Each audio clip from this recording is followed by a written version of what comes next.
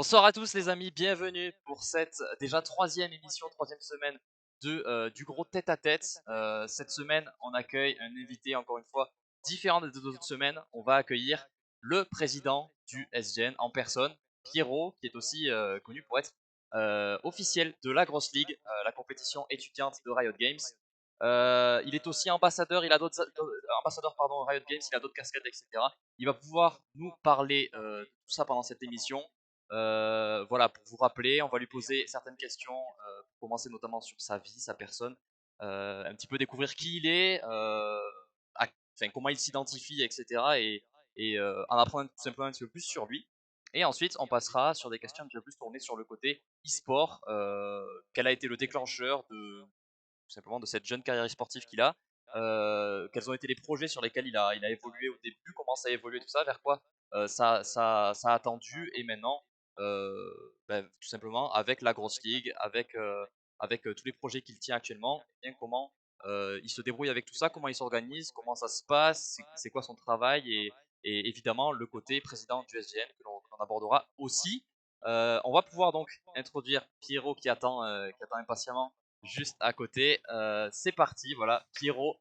Monsieur le Président, bonsoir. Salut, comment salut euh, comment Steph. vas-tu, Pierrot?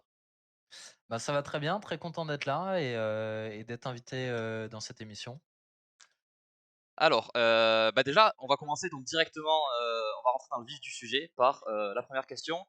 J'aimerais que tu nous dises rapidement comment est-ce que tu vas actuellement. Est-ce que dans ta vie tout va bien? Est-ce que, ou au contraire, il y a des choses qui vont pas? On sait qu'il y a le confinement, je le répète à chaque fois, mais il y a le confinement, il y a le virus et tout qui circule, c'est une période qui est un peu bizarre. Mais comment tu vis tout ça? Est-ce que ça va bien globalement? Bah globalement ça va plutôt bien. Je suis un gamer donc je pense que le confinement je le vis plutôt pas mal. Non ça va plutôt très bien. J'ai la chance de pouvoir travailler en télétravail dans mon boulot donc je suis pas vraiment. Enfin, avant même le confinement je travaillais déjà en télétravail donc c'est pas si impactant que ça et non et ça va plutôt bien. Il y a plein de projets donc c'est très bien. Ok. Ok, ok. Très bien. Alors, j'en profite aussi pour vous rappeler dans le chat évidemment que vous pouvez poser des questions à Pierrot, si jamais voilà vous vous intéressez, si jamais que ça soit des aspects d'ailleurs que l'on aborde dans cette émission ou non. Si jamais il y a des questions qui vous viennent, vous pouvez les poser évidemment. On prendra les questions qui seront pertinentes et celles que je ne vais pas forcément déjà poser. Et Pierrot se fera un plaisir d'y répondre ou pas. Je le rappelle aussi, Pierre évidemment a évidemment le droit de ne pas répondre à toutes tes questions. Si jamais il y a des questions qui te gênent ou quoi, n'hésite pas à me mettre un stop et à me dire non, ça je peux pas y répondre, ou OK. j'ai pas envie ou quoi. Voilà pour les pour les petites pour les petits préparatifs. Bon, je l'ai cité en plus, mais donc ton pseudo, il est marqué dans le petit bandeau en dessous, c'est Pierrot, dérivé de ton prénom Pierre. Ça, je pense qu'il y a beaucoup de gens qui le savent, ou sinon qui s'en doutaient. Moi, j'aimerais savoir un peu que tu te présentes rapidement avec notamment d'où tu viens en fait, quelles sont tes origines, alors en France, peu importe. Est-ce que voilà, d'où tu viens, est-ce que tu vis chez tes OK. parents, est-ce que Alors, je d'où le- suis originaire de Hossegor, à côté de Bayonne, entre Bayonne et Dax, exactement. Donc, c'est sur la côte landaise. Donc, j'ai vécu principalement là-bas. J'ai vécu au début de ma vie à Paris jusqu'à 10 ans. Et après, j'ai passé toute mon adolescence et jusqu'à 20 ans à Hossegor même. Et après, justement, avoir eu mon bac, j'ai pas mal bougé en France. Du coup, je connais pas mal de villes. J'habitais à Dijon, à Toulouse, à Pau, à Bordeaux et actuellement, je suis situé à Montpellier. Ouais, donc t'as vu pas mal de choses. T'as fait un peu des va-et-vient entre le sud et le nord. Exactement, c'est ça. C'est quoi que tu préfères? La question, elle est vite répondue, j'ai envie de te dire, hein. Non, non, j'adore le sud. Le sud, c'est quelque chose que j'aime énormément, rien que pour la météo et de manière globale, j'aime beaucoup que ça soit le sud-ouest ou le sud-est, les 2 me plaisent énormément. D'accord. Écoute, ravi de l'entendre évidemment. Et j'adore Toulouse particulièrement, que je trouve, Ah, c'est là, une ça fait superbe plaisir. ville. Tu sais comment me Donc, parler. exactement. Très très belle ville, oui. Et objectivement, je pense que c'est le cas, effectivement. Est-ce que tu as voyagé à l'étranger, au-delà du coup d'avoir voyagé beaucoup en France, est-ce que tu as voyagé à l'étranger, que ce soit de manière Enfin, pour les loisirs ou pour le taf? Alors j'ai bougé principalement en Europe, je suis pas trop sorti de l'Europe, je suis allé un peu dans quelques pays du Maghreb, type, Maroc ou Tunisie. Mais sinon, OK. j'ai beaucoup bougé en Europe, que ce soit l'Angleterre, beaucoup l'Espagne, puisque, quand tu habites au Segor, tu es uniquement à 30-40 kilomètres de l'Espagne, donc Ah c'est oui. très facile d'y aller. Donc l'Angleterre aussi, pas mal en Belgique, les Pays-Bas, l'Allemagne, la Suisse aussi. Voilà, beaucoup de pays d'Europe, mais pas trop en dehors de l'Europe, voilà. D'accord. Mais j'aimerais beaucoup, beaucoup voyager en dehors de l'Europe, quand on sera déconfiné. OK, du coup plutôt loisirs, tes voyages? Ouais, tout à fait, plutôt loisir. J'ai eu quelques déplacements pro, mais c'était pas la majorité justement de mes déplacements. OK. C'était quoi ton voyage préféré? Si tu en as un qui Mon vo ressort ou Mon voyage préféré, j'en ai un, mais j'en ai un en fait, c'est en Angleterre. C'était pour, une invitation par Riot, pour les 10 ans de Riot ah Games, oui! OK. et du coup, c'était juste fabuleux comme voyage, hein. C'était incroyable. Il y a il y a plein de choses à dire. J'ai découvert et j'ai rencontré plein de Dis-nous, personnes. vas-y, raconte-nous. J'ai eu la chance via le programme ambassadeur avec, les autres ambassadeurs qui étaient là à ce moment-là, d'être invité pour les 10 ans de Riot Games, du coup à Londres. Du coup, voilà, Riot Games nous a pris en charge, entièrement pour pouvoir aller là-bas. Donc logé dans un super hôtel, le Hard Rock Hotel de Londres, et Ah ouais. voilà, et j'ai pu rencontrer, énormément de monde et plein de personnes, et c'était une expérience incroyable puisque, du coup, Riot Games avait mis, comment dire, les petits plats dans les grands, et du coup, pareil, c'était la première fois que je faisais une LAN. C'était une LAN, qui était dans l'Excel Center, qui est un centre de congrès énorme, où en fait Riot avait, tout aménagé de manière sublime, pour les joueurs, pour les influenceurs qui étaient là, et du coup, pour cet événement, il y avait 10 pays d'Europe qui étaient là, et il y avait Mmh. 50 personnes de chaque pays qui étaient invitées.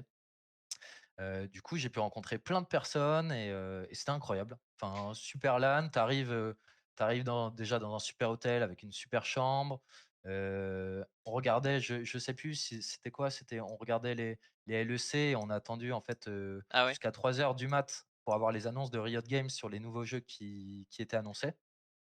Donc on était avec les Rioteurs, on était avec des influenceurs, avec des joueurs pros, donc c'était super sympa, et le lendemain, on a eu la chance, de pouvoir aller, justement à l'Excel Center, où là, il y avait des choses incroyables avec des cosplayers, avec, des choses en 3D, avec de la musique, une vraie DJ sauna, et voilà, et du coup, on avait chacun comment dire? Notre poste avec notre nom affiché dessus, et avec, ben, les nouveaux jeux qui sortaient. On a pu tester, l'or en avant-première, c'était incroyable.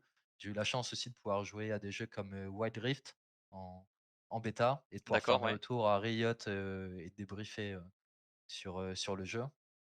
Et voilà, et OK. non, c'était une expérience incroyable. C'était la grande salle dont tu parles, c'était la grande salle qu'on voyait en live là? Parce que moi du coup je l'ai vu à Exactement, distance en live tout à fait. et Oui, ouais, il y avait une jolie scène et tout. Alors il y avait des je me souviens qu'il y avait bah, les développeurs, en tout cas les personnes qui s'avaient envoyé sur scène pour parler des nouveaux jeux qui allaient sortir, je me souviens de Legends of Runeterra, ouais, ce genre de choses. tout C'était à assez fait. bien à voir en live et puis comme tu dis, ouais, vous avez dû voir du beau monde aussi parce que il y avait, Ouais, tout il y à avait des fait. il y avait des invités de prestige, ouais, là-bas. Tout à fait, ouais, il y avait pas mal d'influenceurs qui étaient là. Il y avait évidemment une partie des ambassadeurs, qui étaient là, mais tu avais pas mal d'influenceurs. Donc tu avais, les personnes de Solari qui étaient là, donc tu Ouais, avais LRB, tu avais Chap, il y avait Narcus, il y avait Alderiat, il y avait DFG, il y avait Nono, il y avait vraiment énormément de monde. la populace.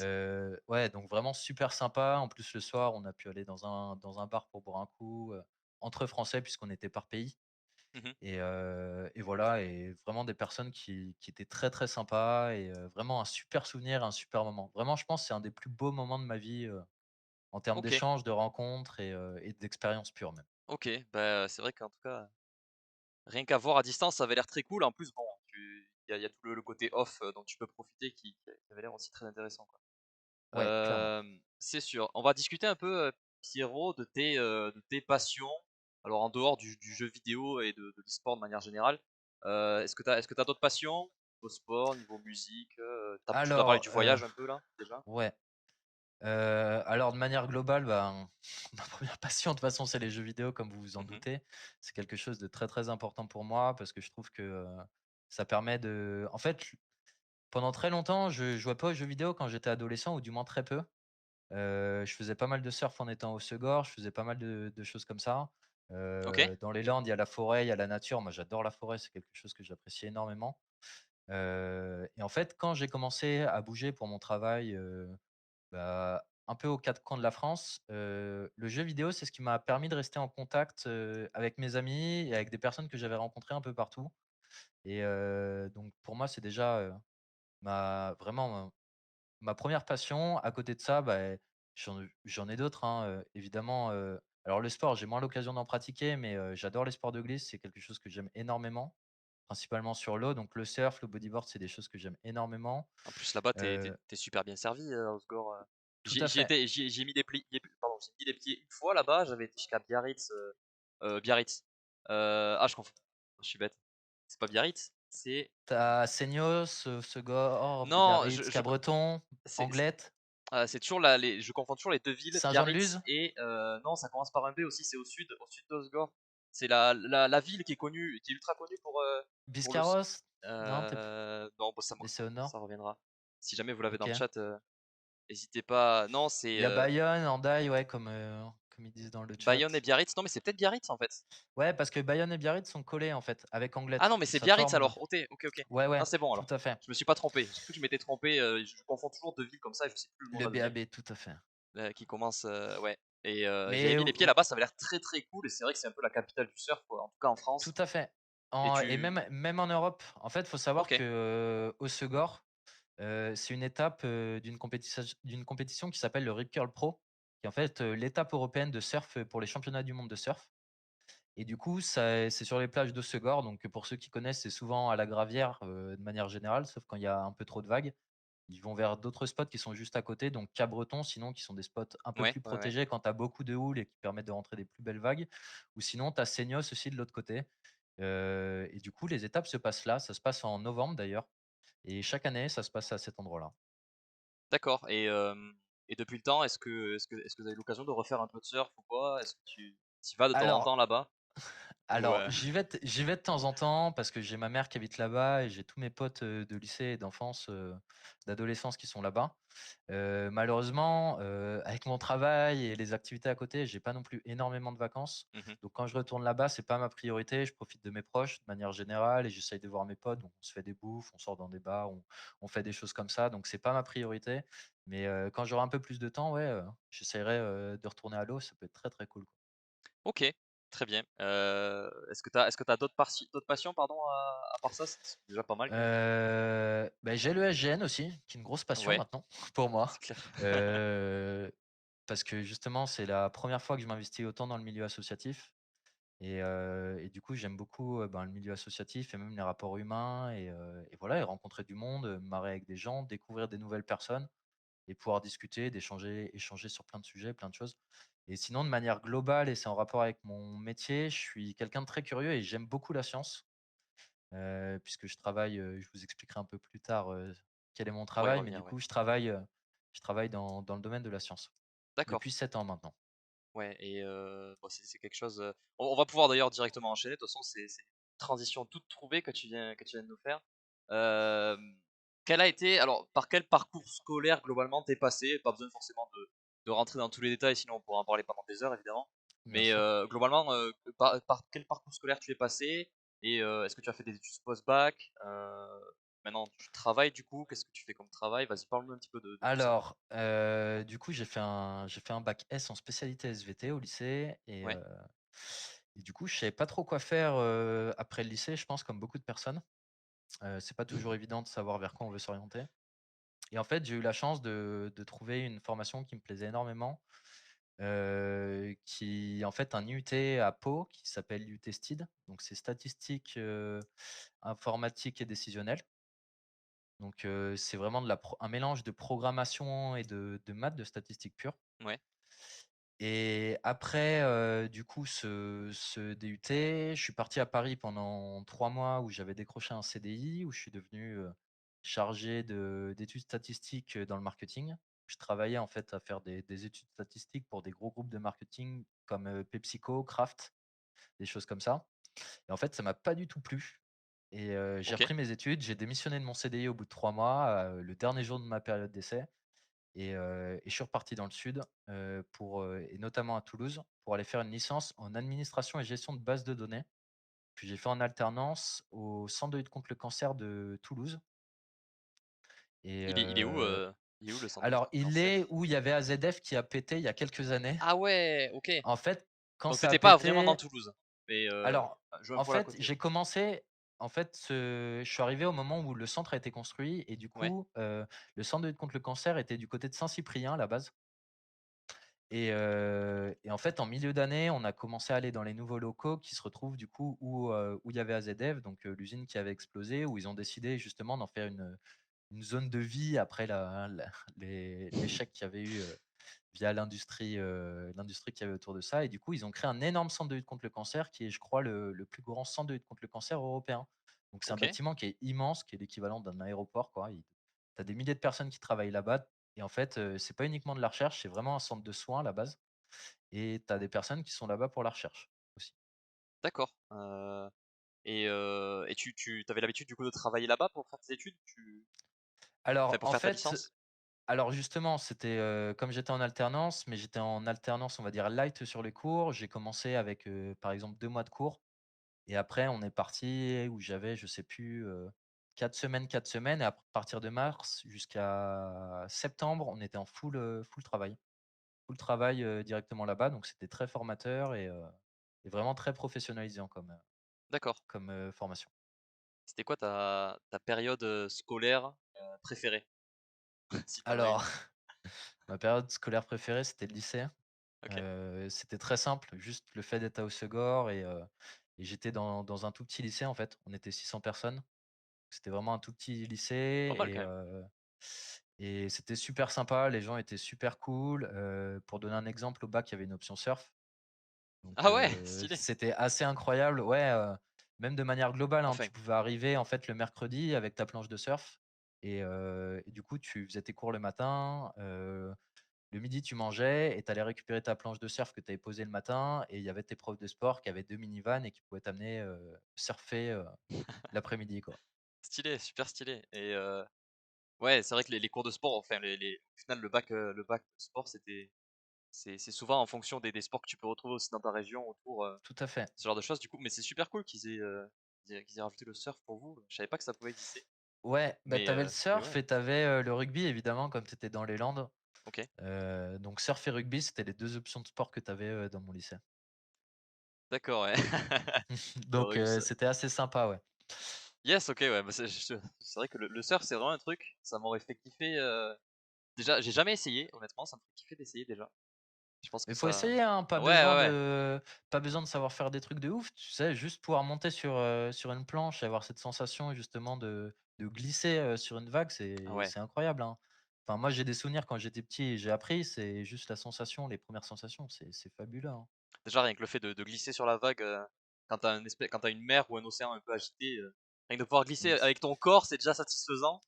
Alors, exactement. en plus avec une planche, ça doit être assez incroyable comme sensation. C'est vrai que j'aimerais mais bon, on verra dans le futur. Est-ce que tu plutôt élève intello, qui se comportait bien, qui a des bonnes notes, un peu élève, où tu fonds de la classe, derrière les autres ou tu quoi comme, je vais citer que 2 mais Alors moi, j'étais un très mauvais élève, vraiment OK. très, très, très mauvais élève. J'étais l'élève qui allait pas en cours, Ah ouais, qui n'aimait pas beaucoup l'autorité de manière globale, parce que enfin, ça me gonflait un peu d'être assis toute la journée, je trouvais que le rythme était un peu lent. C'était pas des trucs qui et pourtant, j'étais déjà très curieux à cette époque. Je lisais ouais, déjà pas mal. Parce que petite anecdote, du coup, je faisais pas mal de bêtises, du coup, mes parents me punissaient énormément et ça arrivait plusieurs fois que je sois puni de tout, c'est-à-dire j'avais plus de PC, plus de téléphone, j'avais plus enfermé dans rien ta chambre et rien quoi. et exactement et les seules choses que j'avais à faire pour m'occuper, c'était lire des bouquins OK, et voilà et c'est comme ça que j'ai, en fait, développé mon appétence pour les sciences de manière générale, quoi. OK. Du coup, les cours, c'était pas trop fait pour toi quoi? Ou peut-être Ben ça a changé avec les études supérieures? C'est resté un peu le même Alors, délire? les cours, c'était très compliqué parce que j'étais le genre d'élève où, il y avait des cours où ça m'intéressait vraiment pas et je voyais pas vraiment l'intérêt. Alors évidemment, maintenant avec le recul, je vois beaucoup plus l'intérêt. Par C'est exemple, je sûr. détestais les cours de langue, d'espagnol, d'anglais, c'était des choses que j'aimais pas du tout, parce que, moi j'étais un petit con, hein, je me disais: «Mais à quoi ça sert? De toute façon, je vais rester en France, je vois pas vraiment l'intérêt pour ça». Alors qu'à côté, ben, tout ce qui était physique, chimie, maths, SVT, c'était des choses que j'aimais énormément. Et du coup, j'avais beaucoup d'attrait pour ça et même je m'avançais beaucoup dans le enfin, je lisais des bouquins sur ça à côté parce que ça m'intéressait grave, quoi et Ouais. les cours me suffisaient pas, j'avais besoin d'apprendre des nouvelles choses, sur ces sujets-là, quoi. OK. OK, OK. Bon, bah, c'est classique, élève qui n'a Mais qui dont les enfin, tous les cours ne t'intéressent pas forcément, du coup, tu fous un peu le sbeul tout à fait. dans les cours que tu que tu n'aimes pas et tu très curieux Ex dans les matières que tu kiffes, ouais. exactement et j'avais un peu du mal après voilà, j'avais ce côté où j'aimais pas trop l'autorité et cetera et les cours me plaisaient pas trop. Après en études supérieures, j'ai trouvé des choses qui m'intéressaient un peu plus. Mmh. Et je fais partie, je pense, de ces personnes qui apprennent en faisant, en fait, pas juste en étant assis Ouais, et en écoutant. C'est pour ça que j'aimais beaucoup les SVT ou la physique-chimie parce qu'il y a des TP. Tu as des vraies applications à ce que tu apprends, donc c'est super intéressant. d'accord, OK. Et ensuite, du coup, ça t'a mené vers quoi? Vers ton métier actuel, du coup, Alors, du coup, j'ai en IUT, c'est vraiment une formation générale où, tu vas bosser des statistiques en IUT, donc statistiques informatiques décisionnelles. Tu vas vraiment bosser les statistiques de manière générale, pas sur un domaine particulier. Et tu vas apprendre, aussi la programmation parce que maintenant, les statistiques, tout se fait par programmation. C'est pas fait avec des Excel ou très peu maintenant. ouais, Enfin, du moins avec le big data et tout, tu gères ça avec des programmes, parce que sinon ce serait beaucoup trop long à la main. Donc tu automatises pas mal de traitements que tu fais sur tes données et d'analyse même.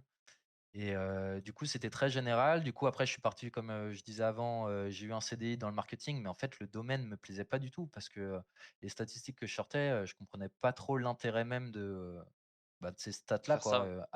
à part vendre, des choses en plus, enfin vendre, je sais pas moi, la nouvelle boisson de Coca ou de PepsiCo ou vendre les nouveaux chocolats, du groupe Kraft. Moi, je voyais pas trop l'intérêt, alors c'était intéressant techniquement et de voir les architectures derrière, mais quand je rentrais chez moi, j'étais là, je me disais: «Mais à quoi ça sert en fait ce que j'ai fait? Quel est Mmh. l'intérêt, de ce que j'ai fait?» C'est pour ça que j'ai arrêté et du coup, ce qui s'est passé, c'est quand j'ai pris ma licence qui était uniquement en alternance, on a eu une rencontre avec des professionnels et évidemment, c'était administration, gestion de base de données, la licence où j'étais et du coup, ça touchait à tous les domaines. Notamment à Toulouse, par exemple, tu as beaucoup d'aéronautique. Ouais, Heu, Moi, c'était pas forcément quelque chose qui me plaisait beaucoup. J'ai mon frère qui est mécanicien aéronautique, donc je connaissais un peu le milieu. C'était pas un truc pour lequel j'avais beaucoup d'attrait et en fait, j'ai rencontré des gens du centre de lutte contre le cancer et qui ont vu mon parcours et qui m'ont proposé justement de me prendre directement. J'ai passé un entretien à 8 heures, c'est le premier entretien que j'ai passé et à la fin de l'entretien, ils m'ont dit, «Bah, si tu veux, pour nous, c'est go direct, let's quoi». go. Parce que j'avais aussi la chance de connaître un langage particulier en informatique qui s'appelle, SAS, donc Statistical Analysis System, donc qui est un vieux langage qui date de 1980, que je pratique toujours d'ailleurs et c'est un langage qui est très utilisé dans la recherche et du coup, en fait, c'est ce qui m'a permis de m'ouvrir ces portes-là et donc quand je suis arrivé dans cette formation, je connaissais rien justement au cancer ou même j'avais mes bases de bac d'SVT, mais hormis ça, j'avais pas grand-chose et j'ai eu la chance d'être formé par des médecins, des oncologues, où j'ai eu les mêmes formations qu'ont les médecins, qui se spécialisent pour, justement apprendre qu'est-ce qu'un cancer, quels sont les différents types de cancers et c'est quelque chose qui m'a énormément plu et une chose que j'ai pas dite, c'est qu'en fait, à ce moment-là, ce qui m'a vraiment aidé à me décider, à ce moment-là, c'est que, j'ai quelqu'un de très proche dans ma famille qui a été atteint d'un lymphome et vraiment, c'était genre la il a eu la cette personne-là a été au courant la semaine avant que je passe mes entretiens et en fait, quand on m'a proposé ce boulot-là, bon, j'y crois pas d'habitude, mais je me suis dit: «Beh, pourquoi pas? En plus, c'est peut-être un signe, c'est très intéressant». Je me suis Ouais, senti très concerné par le sujet, quoi, donc forcément, OK. Ah, ça motive. ça a été encore plus motivant, encore plus déterminant, ouais, je vois.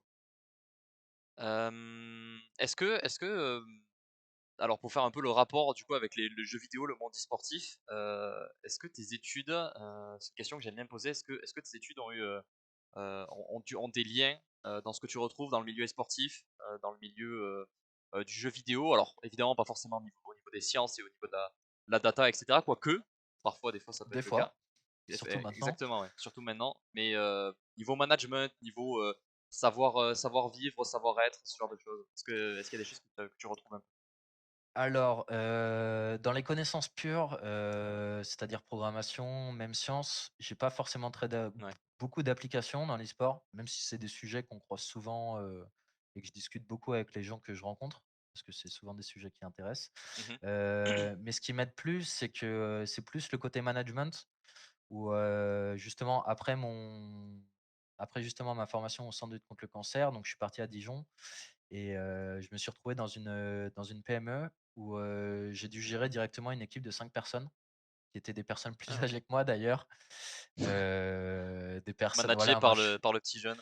ouais, c'était exactement ça. Moi je suis arrivé, j'avais, je sais plus, 22 ou 23 ans et j'avais une équipe de personnes, à manager qui avaient entre 30 et 50 ans, quoi. Ouais. Donc, au C'est pas début, c'est difficile très ça, compliqué. cette position, c'est pas un peu compliqué des fois, ouais? C'est très compliqué. Je pense que c'est comme tout, faut savoir faire ses preuves et faut montrer ce que tu vaux. Faut pas faire de l'excès de zèle, c'est toujours pareil. Après tu au travail. Je pense que si les gens sont pas trop bêtes, ils savent qu'on doit tous aller dans la même direction parce qu'on a tous le même objectif, au final. Donc, non, enfin c'est compliqué, mais c'est très formateur, on va dire. Enfin, moi, ça m'a apporté beaucoup de choses. C'est une année que je regrette vraiment pas, même si ça a été très, très dur et c'est une année où j'ai mis pas mal de ma vie entre parenthèses.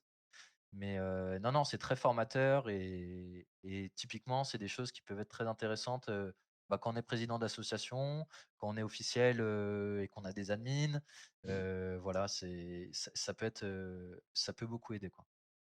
Ouais, donc c'est des compétences que tu retrouves. Bon, cette question, elle est un peu redondante dans le sens où évidemment, même si ce sont pas les aspects toujours techniques et bruts, les compétences brutes, et les connaissances brutes que tu as dans tes études, que tu retrouves ensuite dans le parcours e-sport, il y a quand même, une manière de réfléchir, une manière de se comporter et de ce genre de Exactement. choses qui revient, ouais. Globalement, c'est souvent ce genre de réponse-là, en tout cas pour l'instant, que j'ai eu dans ces émissions, donc Bah, clairement, heu, ça te donne ce petit côté, on va dire, professionnel et une rigueur du ouais. travail, qui peut te permettre, de te rendre crédible, sur différents projets ou même, quand tu dois aller discuter avec des partenaires ou même quand tu postules à certains postes ou à certains projets, ça peut te rendre beaucoup plus crédible et c'est super important, quoi.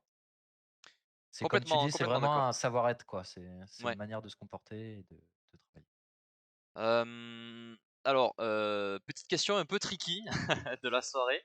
Peut-être que tu l'as déjà vu dans les émissions précédentes, mais tu vas devoir y passer aussi. Je C'est, suis là pour ça. est-ce que tu peux nous citer un défaut et une qualité qui te représentent bien selon toi, pour lesquels tu t'identifies bien?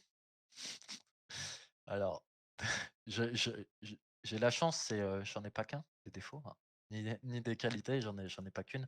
Mais, je pense qu'on me définit souvent comme ça, même au SGN et toi-même, tu le sais très bien. C'est possible.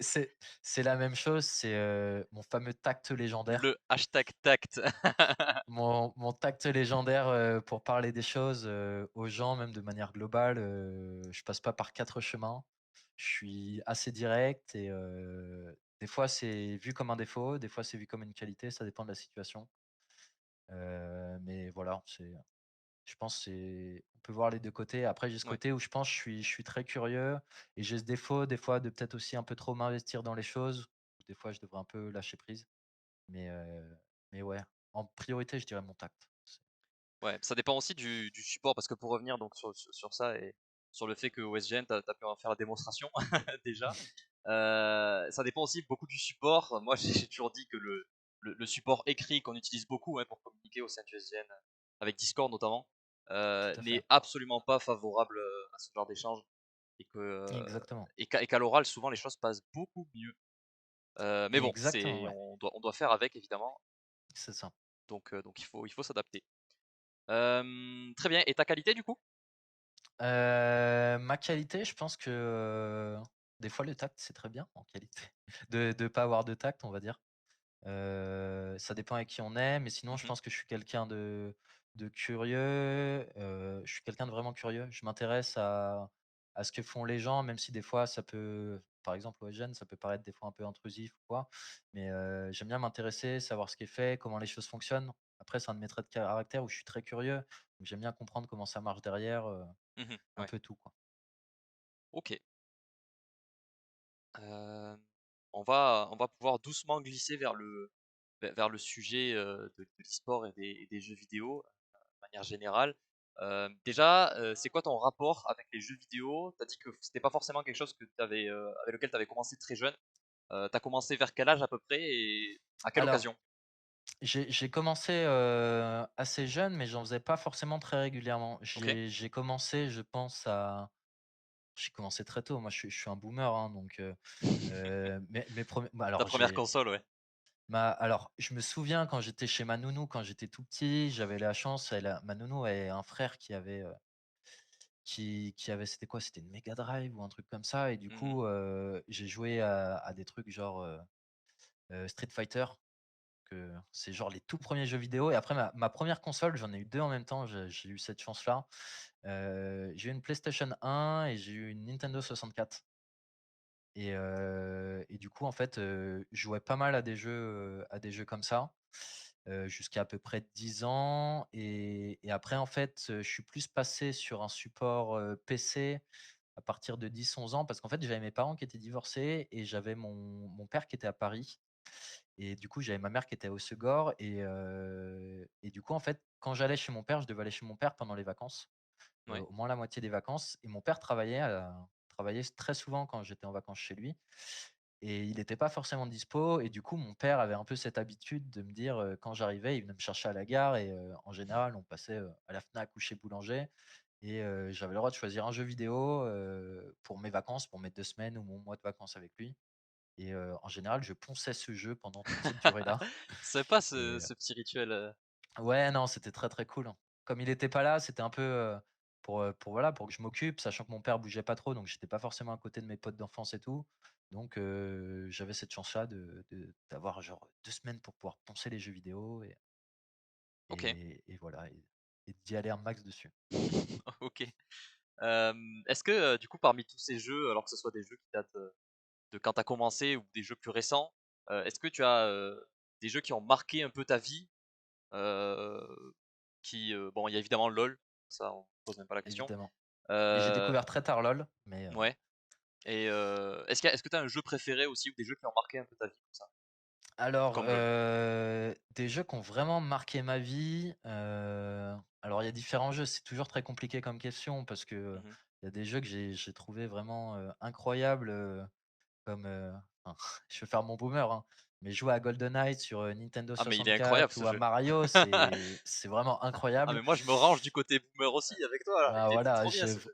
j'adore ce type de jeu, et après sinon, par exemple, sur PlayStation, il y avait 2 jeux, mais même 3 que j'ai adorés, c'est les séries de Final Fantasy où, j'ai détruit Final Fantasy 7, Final Fantasy 8 et Final Fantasy 9 Ouais, et je me souviens, par exemple, que Final Fantasy 8, c'était vraiment un gros truc pour moi parce que c'est là où il y a vraiment des grosses cinématiques qui ont commencé à arriver et c'était assez incroyable, justement, c'était des cinématiques avec pas des polygones, dans tous les sens et tout. C'était vraiment des trucs qui claquaient, qui étaient vraiment très stylés et ouais, c'est des jeux qui m'ont beaucoup marqué puisque derrière j'ai fait enfin voilà, je suis allé jusqu'à Final Fantasy 11, je crois et j'ai passé pas mal de temps sur ces jeux-là.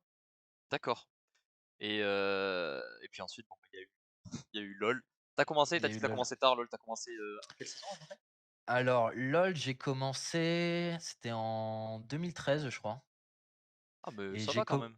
j'ai commencé ouais, mais j'ai commencé, c'était lors de ma dernière année d'études et c'était à Toulouse, justement.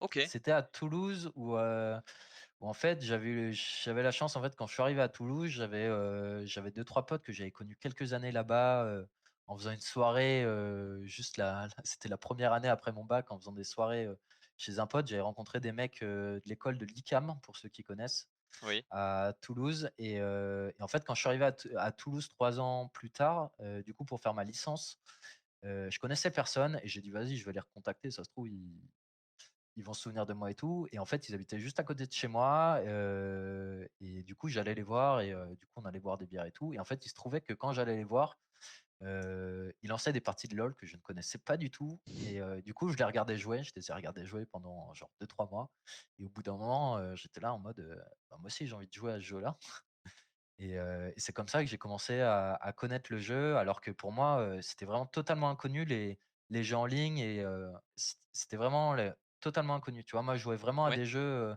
solo, des trucs comme ça, dans mon coin et j'ai découvert, vraiment les jeux à plusieurs, via LOL et c'est comme ça qu'en fait, en installant LOL, je me suis rendu compte qu'il y avait plein de gens que j'avais rencontrés avant qui jouaient aussi et avec qui je me suis remis à jouer et voilà. C'est vrai que le jeu est devenu tellement populaire en fait ces dernières années que quand, déjà parler de LoL à quelqu'un qui ne serait-ce que connaît un tout petit peu les jeux vidéo, bah, ça lui parle de suite et puis tu retrouves aussi beaucoup de joueurs dessus quoi. Ouais, Que ça soit des casus, avec qui tu vas faire une game dans le mois ou des joueurs un petit peu plus, ouais, c'est ça, «hardcore», entre guillemets.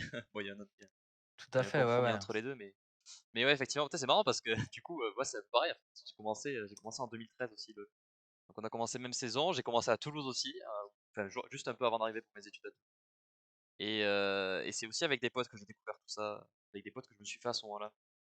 Ouais, c'était Heu, vraiment pour rejoindre le groupe, tu vois? Moi, j'étais un ouais, peu c'est le ça. seul con qui jouait pas et qui les voyait jouer, au début, tu vois? J'appréhendais un peu le truc et j'essayais de suivre un peu ce qui se passait parce que je galérais, même en regardant parce que LOL, voilà, faut regarder un peu pour comprendre, comment ça marche, les Mmh. enjeux et bah, toutes les subtilités du jeu, hein, clairement et au bout d'un moment, j'ai dit: «Vas-y, mais moi aussi j'ai envie de jouer et j'ai envie de, bah, de me friter avec vous et d'aller voilà, d'aller m'amuser avec vous». Faire de la ranked 5v5, allez, à l'ancienne, Exactement, c'était la bonne époque. Époque, révolue malheureusement, Vito tout à Games, fait. qui sait, peut-être qu'on la retrouvera un jour. Enfin bref. Alors, bon, bah, maintenant qu'on a parlé un peu de LOL et heu et du côté jeux vidéo et de comment ça a évolué un petit peu pour toi dans ta vie, on va parler un peu du côté e-sport. Alors pour toi, la première question, c'est comment ça a commencé l'e-sport? Ça a été quoi ton déclic, dans ta tête? Genre qu'est-ce qui s'est passé dans ta tête pour que tu dises d'un coup: «Je veux transformer le jeu vidéo de passion à investissement» et comment ça s'est concrétisé concrètement, qu'est-ce qui s'est passé, pour que ça se transforme, ainsi? Alors, justement, comme j'expliquais avant, j'ai pas mal bougé de ville Ouais. en ville ou avec différents boulots, en fait, parce que, je suis quelqu'un qui s'ennuie très rapidement et dès que j'avais fait le tour un peu de mon boulot, j'essayais de chercher un nouveau boulot et des nouveaux challenges. Et en fait, quand je suis arrivé à Paris, donc en fait, je suis passé après, du coup, j'ai fait Toulouse, Dijon, Bordeaux. Après, je suis arrivé à Paris. J'avais passé pas mal de temps, en fait, sur mon travail et sur ma carrière pro, où j'avais vraiment mis un peu de côté ma vie perso. Et en fait, au bout d'un moment, je me suis dit: «Mais, il y a pas que le boulot dans la vie, Ouais. il y a aussi, enfin, j'ai d'autres passions». Le jeu vidéo, c'était quelque chose qui me passionnait énormément et j'aimais beaucoup ce côté, justement, ben, de pouvoir lier les gens via le jeu vidéo et des gens qui sont pas forcément du même univers ou, pas forcément qui viennent un peu partout, c'était vraiment quelque chose d'hyper important pour moi et du coup, je me suis dit: «Beh, merde, j'aimerais bien m'investir dans un truc qui fait avancer le jeu vidéo de manière globale». Je savais pas trop par où commencer en fait. C'était assez compliqué, bah, de savoir par où commencer, surtout quand tu connais pas le milieu et que tu connais personne qui est dedans. Ouais. Et en fait, je suis tombé, un soir en regardant OGaming, je suis tombé sur, la Grosse Ligue et Ah!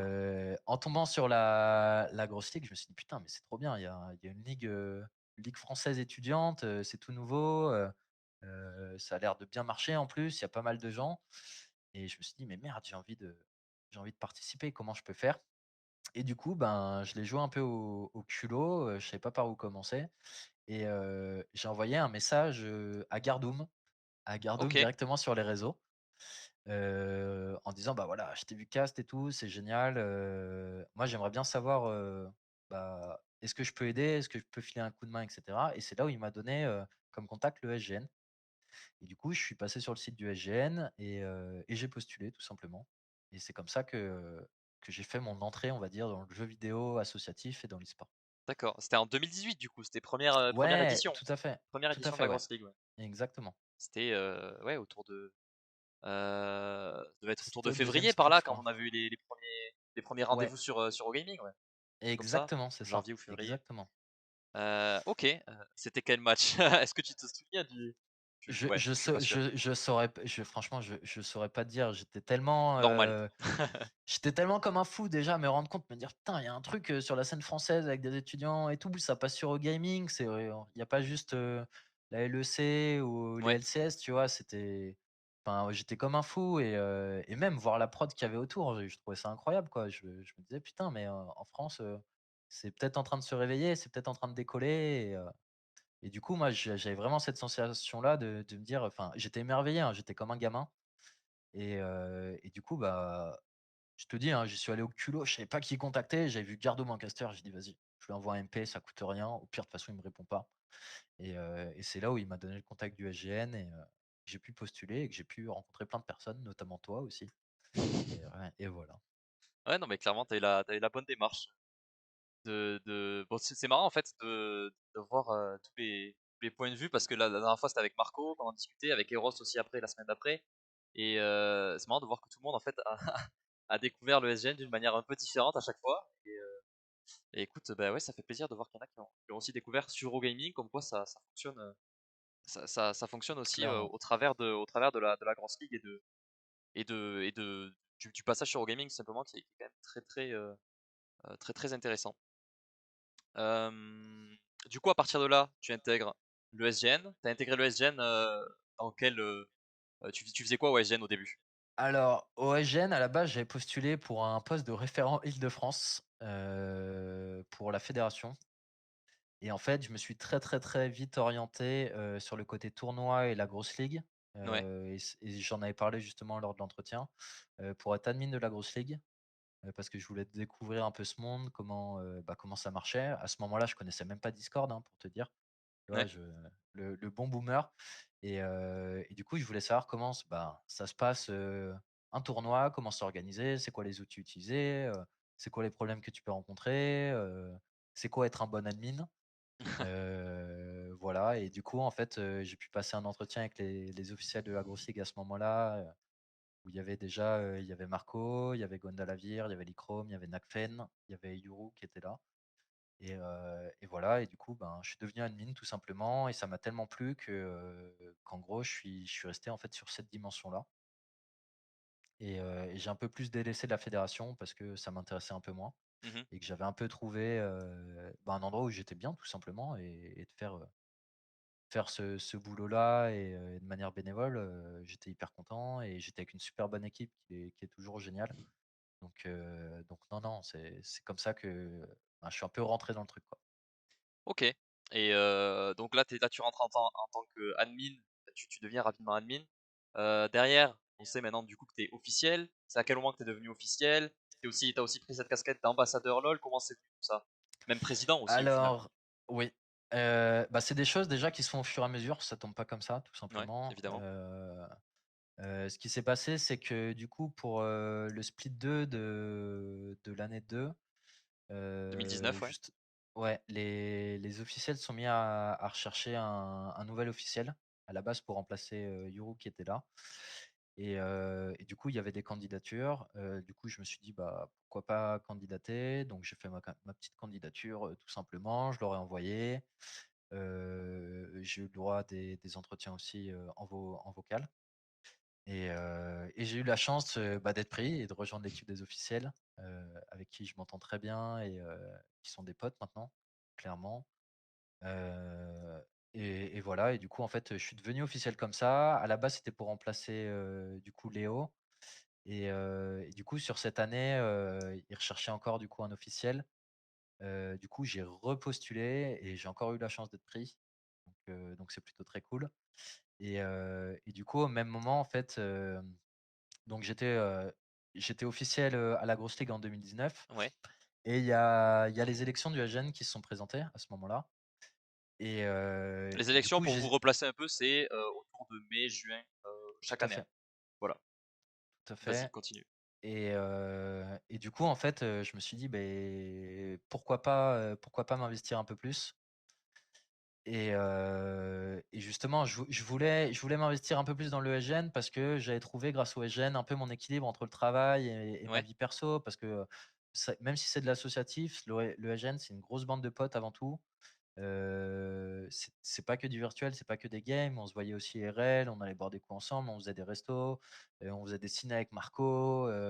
Voilà, j'ai Marco qui a pas mal squatté mon canapé quand j'étais à Paris aussi.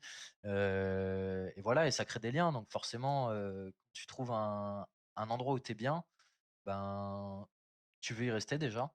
Et après, ben, quand tu es avec une bande de potes et avec des gens que tu apprécies et que tu apprécies le travail qu'ils font, tu te dis: «Bah, pourquoi pas moi aussi, ben, essayer de faire un peu plus, de m'investir plus justement dans ce domaine-là». Et à ce moment-là, au SGN, il y avait peut-être pas forcément beaucoup de personnes qui postulaient en tant que président, parce que président, c'est pas forcément très évident comme rôle aussi. Donc je me suis dit: «Ben, let's go, pourquoi pas?» Et j'ai eu la chance, d'être élu avec personne en face. Donc ça, c'est pas mal. Et et On n'a pas eu le choix. voilà, Je vous avez rigole pas eu le évidemment. choix. Mais non, non, voilà, ça vient vraiment d'une volonté de vouloir m'investir plus, de dire: «Bah, voilà, je veux rendre aussi ce que ça m'apporte», hein. Clairement, c'est un peu ce côté Ouais. donnant-donnant, hein. Le SGN m'apporte beaucoup de choses. Les gens avec qui je suis, ça m'apporte énormément. Et voilà, et je voulais pouvoir le rendre et le rendre en investissement aussi, quoi. Ouais, ça se comprend totalement. Du coup maintenant depuis cette année, depuis cette saison-là qui a commencé, il y a quelques mois maintenant, bah, depuis la mi-année à peu près, depuis mai-juin. Tu es président, tu es toujours officiel, tu me l'as dit. Tu es aussi, ambassadeur Oui, Riot, donc ambassadeur Riot tout à Games. fait. Alors là-dessus, je pense que les gens connaissent peut-être un peu moins ce que c'est tout simplement. Et est-ce que tu peux nous en parler un peu, ce que tu Bien sûr. fais et ouais, en quoi pardon ça consiste ton travail de tous les jours entre guillemets en tant qu'ambassadeur OK. et quelles sont les choses que tu véhicules en fait? Alors, être ambassadeur déjà, 1 chose pour bien placer, donc on n'est pas du tout Rioter et c'est pas le but du tout. Ouais. Le but d'ambassadeur, c'est vraiment, comme un ambassadeur, de n'importe quelle marque, mais c'est pas n'importe quelle marque, c'est Riot Games. C'est vraiment de comment dire? Bah, de véhiculer un peu comment dire? Bah, les valeurs de la société, les valeurs du jeu, les valeurs de la communauté qui sont pas toujours là, mais essayer au moins, ben, de les véhiculer et de donner cette image-là. C'est-à-dire, ben, l'ambassadeur, il est là avant tout, pas pour lui, on va dire, parce que le but, c'est pas d'être influenceur ou de faire des streams ou d'être, caster et cetera. C'est vraiment de pouvoir mettre en place des choses pour la communauté. Donc il y a un Discord qui est le Discord LOLFR, qui est le Discord officiel de Riot Games et qui est bien l'unique et seul Discord officiel de Riot Games. Je préfère le dire comme il y a pas mal de gens qui servent sur de Discord sur certains noms et c'est pas forcément le cas. Faut savoir que le but de l'ambassadeur, c'est vraiment d'interagir avec la communauté déjà et après de pouvoir, organiser, des choses pour la communauté. Moi, l'intérêt que j'avais d'être ambassadeur, c'était qu'avec l'expertise que j'avais un peu acquis durant la Grosse Ligue en tant qu'admin, c'était de pouvoir un peu organiser des tournois pour la commu. Donc la Grosse Ligue, c'est uniquement pour les étudiants et là, c'est vraiment pour toucher toute la commu et justement, c'était de pouvoir mettre, bah, cette expertise, ben, au service de la communauté. C'est pour ça que d'ailleurs, dans les premiers ambassadeurs, il y a pas mal d'admins, de la GL, notamment, bah, il y a Dalou, il y a Ciuta, il y a Abaro qui étaient des personnes avec qui j'étais Ouais. admin de la GL et avec qui on a organisé et on continue d'organiser, ben, des tournois pour la communauté. Et moi, il faut savoir qu'en particulier, donc LOL est un jeu que j'aime beaucoup, mais je suis plus un fan d'ARAM, que vous pouvez me huer si vous voulez. Je suis challenger en ARAM, j'ai theorycraft l'ARAM comme un Il fou. faudrait qu'ils rajoutent un mode Heu ranking, sur la RAM. exactement, mais sinon, il y a un mode de jeu que j'adore depuis qu'il existe, c'est vraiment Teamfight Tactique et du coup, chez les ambassadeurs, je suis référent, Teamfight Tactique. Donc je suis un peu D'accord. le point central, des autres ambassadeurs quand il y a des choses TFT et des choses comme ça. Et voilà et du coup, c'est quelque chose que j'aime énormément comme jeu. J'aime beaucoup la communauté qui est très chill, et même le mode de jeu, je le trouve génial. Je trouve que c'est OK. le meilleur jeu de Riot Games, bien devant tous les autres. Et c'est vrai que niveau communauté forcément, vu que c'est un jeu où tu es seul, hein, tu es seul face à toi-même et tu peux Exactement, pas trop en vouloir aux autres, à tes coéquipiers ou quoi que ce soit, c'est ça, si tu perds tes games. Donc forcément beaucoup moins de toxicité tout à fait. et ce genre de comportement que tu retrouves forcément, inexorablement, j'ai envie de dire dans le LoL. En plus, Riot, donc là tu en parles avec TFT, ils ont sorti d'autres jeux là, depuis quelques mois, depuis un an là. Ils se sont mis à sortir, donc il y a eu Legends of Runeterra, il y a eu Valorant. Vous, en tant qu'ambassadeur, vous êtes adapté du coup, pour proposer du Ouais, contenu aussi sur ces jeux? tout à fait. Justement, quand tous ces jeux ont été annoncés, le but c'était aussi de pouvoir organiser des choses pour la commu autour de ces jeux-là. Ouais, Que ça soit pour développer le jeu ou même pour répondre à des envies de la commu de manière générale. Du coup, justement, on a des ambassadeurs et c'est pour ça que je dis que je suis référent TFT. En général, chaque ambassadeur est affilié à un jeu en particulier. ok, Alors, ça n'empêche pas d'aller sur d'autres jeux, hein, clairement pas. Mais en général, tu es affilié à un jeu. Donc, tu as un référent TFT, un référent LoL, un référent Valorant, un référent lore. Et après, chaque ambassadeur peut décider d'avoir un jeu principal, on va dire, et de faire des choses autour de ce jeu-là. Alors, faut bien comprendre que c'est pas forcément que des tournois parce que, moi, je vois beaucoup la dimension tournoi parce que c'est un peu ma spécialité. Mais tu as des ambassadeurs pour qui ça intéresse pas du tout. Typiquement, tu as des ambassadeurs qui organisent des concours de dessin pour faire gagner des skins. Tu ouais, vois? C'est en fonction des events. Tu as des ambassadeurs qui vont faire de la rédaction, donc parce qu'il y a un blog ambassadeur qui existe et qui permet de publier du contenu et vous pouvez trouver du contenu que vous avez pas forcément trouvé sur le site de Riot Games. Ça peut être tout et n'importe quoi, ça peut être, des choses sur le lore, des explications sur le lore, ça peut être des points sur les nouveaux patchs, ça peut être, je sais pas moi, des théories sur la manière dont faut roll dans TFT, tu vois? Ça peut être énormément de choses, différentes. Et du coup, il y a des rédacteurs qui font ça, il y a des gens qui s'occupent, voilà, qui font des concours, tu en as d'autres qui vont plus faire, qui vont s'occuper plus de la communication de manière générale, tu vois, des ambassadeurs pour relayer les informations et le contenu que font les autres ambassadeurs. ouais. Et voilà, et du coup, on a commencé le programme, on n'était pas beaucoup. Quand je l'ai rejoint, c'était quoi, il y a un an et demi, on était à peu près 8 ou 9, je crois, max. Et maintenant, au dernier décompte, on était 27 ou 28. Ambassadeur, ok. Voilà. Ouais, vous êtes, je pensais qu'il n'y en avait pas autant, tu vois. Donc, Vous êtes un petit nombre, ouais. si, il y a eu une grosse vague de recrutement dernièrement où on a plus que doublé le nombre d'ambassadeurs. En D'accord, fait, le but, c'était vraiment de poser des bases solides et de s'organiser et après, que les gens puissent rejoindre le programme, sachant que c'est pas un travail, c'est vraiment, un truc bénévole, on fait quand on a envie. Si tu as envie de rien faire pendant 2 mois ou que tu es occupé à d'autres choses, il y a aucun problème. Tu peux très bien après, le jour où tu es motivé, où tu as envie de monter un projet, tu peux très bien, essayer justement, de faire ce projet, ouais, motiver des gens pour le faire avec toi, monter ton équipe, faire ce genre de trucs. ok. Puis de toute façon, en plus, avec la multiplication des jeux de Riot, ça peut se comprendre aussi que le nombre d'ambassadeurs se soit multiplié aussi. Euh, J'avais une question en tête il y a 2 secondes, Mmh. je l'ai perdu. Oui, si jamais il y a des gens dans le chat là qui sont intéressés pour devenir ambassadeur, comment tu leur conseilles de procéder, faire leur candidature par exemple? Alors actuellement, je sais que les candidatures sont pas ouvertes parce qu'on vient de terminer justement Ouais, la vague de recrutement des nouveaux ambassadeurs qui sont arrivés, mais il y aura sans doute d'autres vagues. Je leur conseille d'être sur le Discord LOL FR. Parce que dès qu'il y a des recrutements, vous êtes au courant dans le channel annonce et après de toute façon ça vous empêche pas de vous investir, sur des projets ou des choses comme ça sans être ambassadeur. Heu, mais voilà, suffit d'être sur le Discord, vous verrez quand il y a des annonces, il y a des liens où on postule de manière générale. Évidemment pour être ambassadeur, il y a certains critères à respecter qui sont évidents. Si on est ambassadeur, il y a des toxicity checks qui sont faits pour être sûr que justement, les gens faut être un peu représentent un bien modèle, ouais. Riot. Voilà, c'est ça, faut être un peu un modèle. Je pense qu'il faut un certain niveau d'honneur, il y a des petites choses comme ça et après, il y a toute une partie écrite avant de passer à l'étape suivante où il faut expliquer pourquoi on veut être ambassadeur, pour être sûr que la personne a bien cerné le programme. Le but, c'est pas de monter sa chaîne Twitch et de faire mass viewer et tout, c'est pas du tout le but. C'est vraiment de faire des trucs pour la commu et se faire kiffer et faire kiffer la commu, c'est vraiment ça qui est super important Ok, et voilà. ok, ok. C'est bien parce on a bien discuté du coup de ta casquette ambassadeur.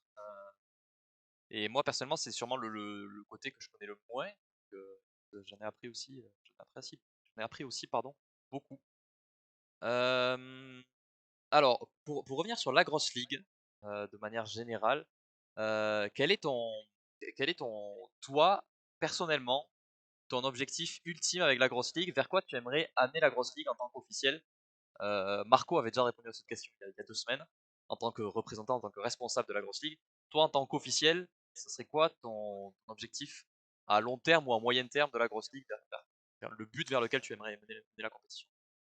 Alors la grosse ligue déjà, je pense qu'un des premiers trucs, sur lequel je voudrais que ça continue de se développer et c'est le cas actuellement et c'est très, très bien, ben, c'est d'avoir un maximum d'équipes qui puissent, y jouer parce que la compétition elle est vraiment cool. Il y a vraiment de l'intérêt parce qu'il y a des choses à gagner. Pour peu importe le palier, peu importe ton niveau, voilà, entre les différents paliers, tu peux être, très bien dragon ou carapateur et prendre du plaisir à jouer et avoir des choses à gagner, donc c'est super agréable et la compétition est surtout très, très fun, donc c'est vraiment très sympa alors le rêve ultime, mais c'est très compliqué, hein, mais je sais pas, c'est que la grosse ligue moi j'aime bien faire ce parallèle-là, mais c'est vraiment dans mes rêves les plus fous. J'aimerais bien un peu le C'est considérer le but, comme, comment dire? Je sais pas si tu connais le système, de basket aux États-Unis? un peu, Où en fait le basket universitaire, c'est quelque chose de très développé, qui permet de ouais, repérer pas mal de talents pour, les ligues supérieures et qui peuvent permettre justement à des gens à côté de leurs études, tu vois, d'exprimer leur passion aussi, hein. Ça, c'est méga important et potentiellement, ben, voilà, si ça pouvait continuer à se développer, tu vois? Et alimenter, ben, la Div 2, la LFL, des choses comme ça, en termes de joueurs, hein, je parle et que ouais, ça soit une porte d'entrée pour ces personnes-là, je trouverais ça vraiment, vraiment génial, quoi. C'est vraiment, ce que je souhaite le plus. Après le problème, c'est qu'en France, on n'est pas forcément très reconnu, tu vois, en termes d'e-sport et cetera, donc c'est pas forcément toujours très bien cadré, mais j'espère que ça va s'améliorer et j'aimerais vraiment, ben, que ça se développe, dans ce sens-là.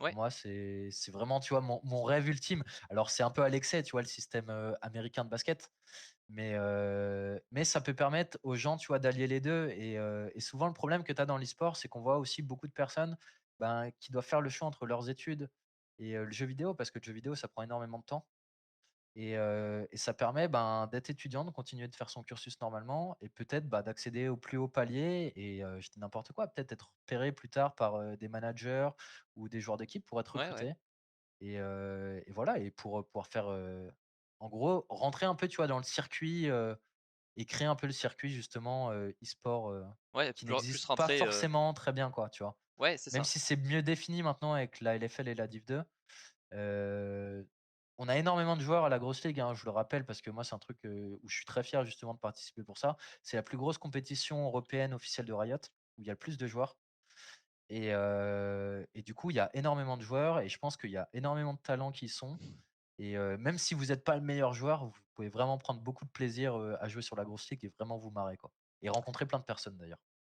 C'est clair, totalement d'accord avec toi. Puis quand pour revenir sur le fait d'essayer de propulser, on va dire, les meilleurs joueurs de la compétition d'un niveau amateur, étudiant, Grosse League à un niveau au moins semi-pro, Div 2, Tout à fait. pour notre cas, c'est déjà le cas. On a déjà des joueurs, dès la première édition de la Grosse League.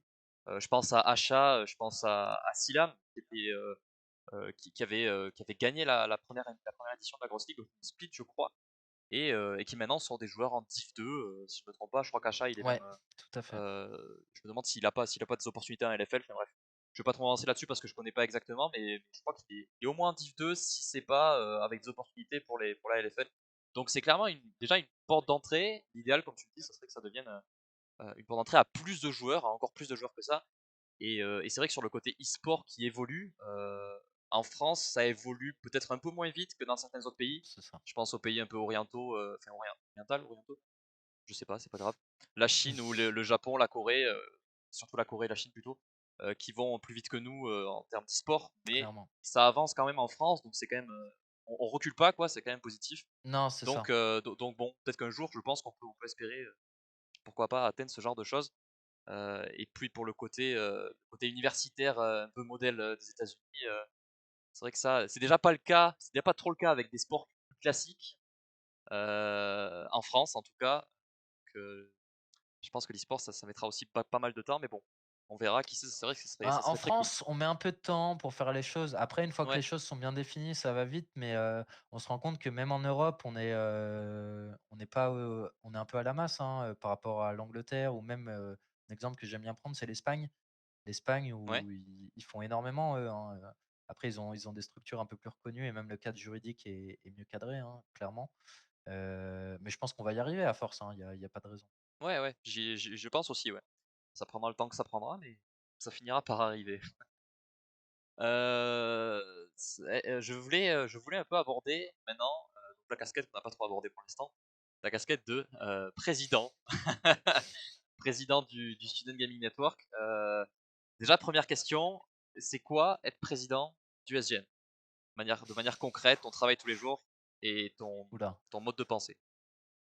Global, Là. hein, c'est vrai que tu, bon, Bah, ouais, ça pourrait être un c'est sujet à lui tout seul en fait, et faire une vidéo à lui tout seul. exactement. C'est une vaste question, Ouais, mais de manière globale, c'est comment dire? C'est faire en sorte, alors même si j'aime pas trop ce mot, mais c'est pas moi qui fais forcément les choses. J'ai pas mal de responsables, sur différents pôles et différents projets au SGN, qui sont très bien et à qui je fais confiance et qui font un super boulot et c'est super appréciable. Moi, je vais être un peu, on va dire, le chef d'orchestre, essayer, de comment dire? De lier un peu toutes les personnes, d'essayer d'avoir une vision un peu plus globale et un peu plus, comment dire? Avec plus de recul, on va dire. Et parce que souvent, ben, les gens ont que la vision, ben, des projets dans lesquels où ils sont ou c'est ben, vrai. sur les pôles sur lesquels ils sont. Donc moi, je le vois vraiment comme ça, comme vraiment, essayer d'être le lion, on va dire et d'avoir un peu la vue sur tout. Alors je peux pas avoir la vue très en détail sur tout, mais le but, c'est vraiment de réussir à coordonner tout pour que ça marche. Et je pense que typiquement cette année, ça marche très bien et je suis très content. C'est pas toujours de tout repos, sachant qu'on est dans une association, faut réussir, comment dire? À à faire converger les points de vue, parce que tout le monde n'a pas forcément les mêmes définitions ou les mêmes envies ou les mêmes ambitions pour l'association. Donc faut réussir à faire en sorte que, bah, tout le monde y trouve son compte. Parce que, je suis pas chef d'entreprise, hein, c'est pas une entreprise du tout, c'est une association, donc les gens ils sont là pour du bénévolat et il faut qu'ils restent et il faut qu'ils kiffent comme moi je kiffe et ce qui m'a fait devenir président clairement et voilà et c'est de les aider à trouver leur place aussi et voilà et essayer de faire développer, ben, le Ouais. Student Gaming Network, la fédération, faire en sorte que les gens s'y plaisent tout simplement. C'est clairement ça pour moi mon but quoi, mon Oui, rôle je pense, c'est la base. Ça reste un milieu associatif dans lequel forcément les gens qui s'y plaisent vont s'investir en général. Donc c'est clair que c'est clairement. une composante très très importante de tout ça. Autre question un peu qui rejoint aussi celle que je t'ai posée juste avant par rapport à la grosse ligue. En tant que président, ça serait quoi la direction vers laquelle tu aimerais mener le SGN, ta vision du SGN d'ici quelques années, et voilà la direction que tu souhaites prendre avec l'asso. Alors, la direction globale, c'est ce pourquoi existe aussi le SGN, c'est la Fédération étudiante française gaming. C'est dans le nom, hein, c'est vraiment de pouvoir fédérer, ben, les associations étudiantes et les étudiants, pour réaliser, bah, des gros projets ensemble et, bah, pouvoir continuer à avoir des ligues, sur différents jeux qu'on gère. Donc la grosse ligue qui est une super ligue qui marche très, très bien, depuis 3 ans. On a aussi avec Ubisoft, le Rainbow Six, Student Trophy Ouais, qui est, la ligue étudiante, sur Rainbow Six. À côté de ça, on a aussi nos propres projets, tu vois? Comme la SGL et la Student Gaming League. Donc où là, justement, on essaye de mettre en avant des jeux qu'on peut pas forcément mettre en avant via d'autres ligues, comme la Grosse Ligue ou comme, justement avec Ubisoft. Pour moi, c'est vraiment de trouver un moyen de comment dire? De fédérer un max et de faire en sorte que les associations aient un max d'interaction entre elles et puissent développer des événements et qu'on puisse leur apporter tout ce soutien-là et quitte à derrière, ben, leur donner de la visibilité, pouvoir leur donner des financements comme on fait avec la Factory qui est un projet SGN pour financer des projets d'associations. Pour moi, c'est vraiment, être le vrai lien, on va dire, au niveau national et aussi régional, même si je pense que de manière générale, au niveau régional, c'est plus les associations qui vont exister et qui vont créer des événements. Ouais. Mais pouvoir faire en sorte de, bah, justement, d'orchestrer tout ça et de pouvoir aider toutes ces assos et les étudiants et qui se rendent compte que le gaming, il y a plein de choses à faire et même en étant étudiant, il y a plein d'opportunités et plein de trucs fun à faire. Et c'est vraiment la direction vers laquelle, j'aimerais aller et pouvoir à terme aussi, développer, bah, des ligues sur des jeux qui sont peut-être un peu moins en avant, mais pour lesquels il y a quand même une demande. Donc on peut penser à des jeux comme, Trackmania, alors Counter Strike ça descend un peu, mais c'est des choses qu'on faisait. Mais voilà, on essaie de mettre en avant et de faire en sorte que tout le monde puisse y trouver son compte, que ça soit, ben, ça peut être du Hearthstone aussi, Ouais, ça peut Rocket être, League, tous ces ouais, petits jeux-là. Rocket League est un excellent exemple d'un jeu qui est Ouais. devenu justement free to play et pour lequel il y a pas mal d'intérêt et moi, je suis pas un gros joueur de Rocket League, mais clairement regarder des streams de Rocket League, c'est un truc qui me plaît énormément. Heu, voilà, après il y a des jeux où ça peut être plus complexe de le faire parce qu'on n'a pas forcément la commu. Typiquement, j'ai une personne au SGN qui me rabâche régulièrement que ce serait bien de faire des choses sur T-World, mais c'est pas forcément évident comme jeu, Je connais même pas ce jeu. mais voilà. Non, le but, c'est de pouvoir bah, proposer un max de trucs aux étudiants et aux assos. C'est que, ben, les gens, ils kiffent, qu'ils puissent rencontrer d'autres personnes, qu'ils puissent jouer avec des nouvelles personnes et voilà. Pour moi, le jeu vidéo a vraiment ce côté-là, tu vois, de pouvoir, lier des gens. Unificateur? Ouais, lier des gens qui se seraient pas forcément rencontrés dans un autre contexte. Ouais. Tu vois? Tu as tellement de gens qui viennent d'univers différents et pourtant on aime les mêmes jeux, tu vois? Et on peut quand même passer un bon moment, même, voilà, peu importe le milieu dont tu viens, peu importe qui tu es, on s'en fout de tout ça. Quand tu es devant un jeu vidéo, on est tous égaux, tu vois? Et pour moi, c'est vraiment des grosses valeurs et qui sont hyper importantes, quoi. Ouais, complètement d'accord avec toi. Est-ce que, pareil, c'est encore une fois, cette fois-ci, on va parler un petit peu plus de ton côté personnel. Est-ce que tu as des objectifs, long terme, personnels, dans ta vie perso, voilà, donc hors e-sport, hors travail, tout ça? Tu nous as dit tout à l'heure que tu étais pas mal lié à ton taf et cetera, mais est-ce que voilà, tu as une espèce de life goal personnel que tu aimerais, atteindre quand tu auras, je sais pas, d'ici 10 ans, 20 ans, 30 ans? Oh, 30 ans, je serais C'est déjà 30 très ans vieux. 30 ans, c'est loin, je te l'accorde, mais 10-15 ans, 20 Mais ans? en fait, je pense que j'ai cette chance actuellement et c'est un des trucs qui m'avait motivé à me présenter en tant que président au SGN. C'est que, actuellement, je suis méga comblé dans ma vie, tu vois? J'ai mon travail qui me plaît énormément. Voilà, j'ai la chance d'être en CDI depuis un petit moment, donc je suis très bien.